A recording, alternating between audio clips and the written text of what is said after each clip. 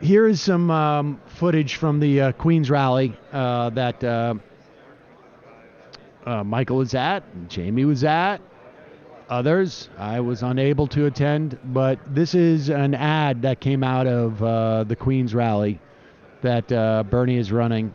And is this the last? Is this the sort of his closing remarks? Mm-hmm. Yeah.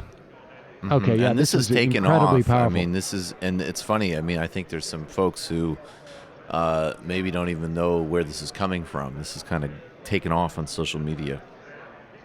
Here's that ad. Take a look around you and find someone you don't know. Maybe somebody doesn't look kind of like you. Are you willing to fight for that person as much as you're willing to fight for yourself? If you and millions of others are prepared to do that, not only will we win this election, but together we will transform this country.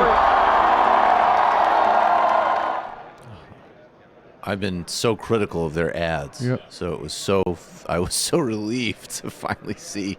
I mean, it was an incredibly powerful moment, but their ads, I think their ads have actually been a problem, and it's great to see. Okay, this is fantastic. Sort of like we were talking about a couple of weeks ago, like bring back that Coke commercial version of Bernie, where you have a sense of all the benefits we see. I mean, this, and I think Bernie needs to do this too in the context of, and Warren too, to the extent that she's subscribing to Medicare for All in the next debate.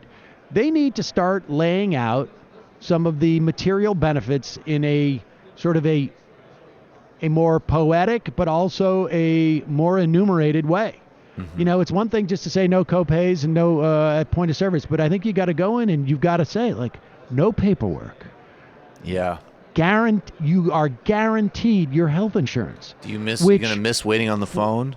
You're gonna miss. But it's also for 25% of the population, or I should say 25% of the population every year. Even if you have health insurance, you lose it and have to get another one. Yep. Yeah, I don't know if people saw this yesterday. The Washington Post Guild are losing their great health insurance for a less substantial Aetna package. So you can keep your health care unless your boss takes it as long away. as your boss, yeah. Right. Which right, and the fact is, by switching jobs or other, there's 25% of people in any given year will have to switch their health care.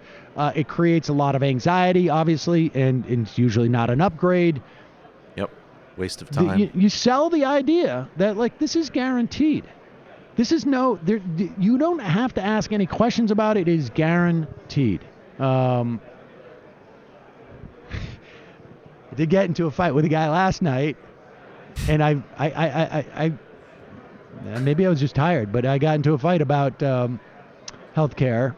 And he was not a lawyer. He's like a sort of a vendor of sorts. And take care of business. Yeah. He was like, it was pretty. It got to the point where I was like, he was arguing that that we have the best health care in this country of anywhere. I've lived in 5 countries, that type of thing. Shut up. And I was like, well, it depends on how you define best health care. And he's like, my grandmother came down here from Canada to get surgery because it was a 7-month wait.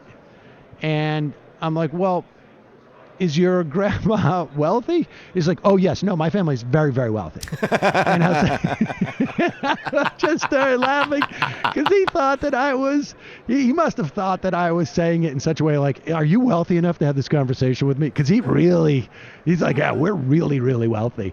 And I will have you know that my opposition to everybody being covered is absolutely synchronized with my obscene family wealth, sir.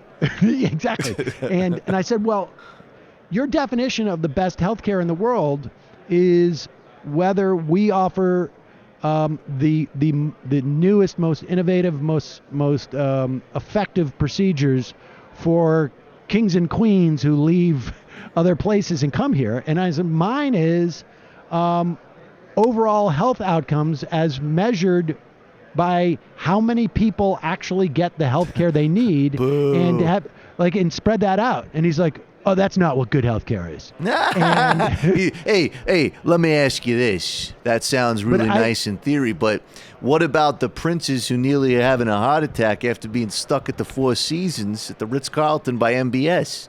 Maybe they need to come to the Mayo Clinic and get de-stressed. I said something to him that I don't remember saying to anybody in a long, long time, which is, we're just going to have to agree to disagree so long. And I walked away. Like I just didn't have the energy.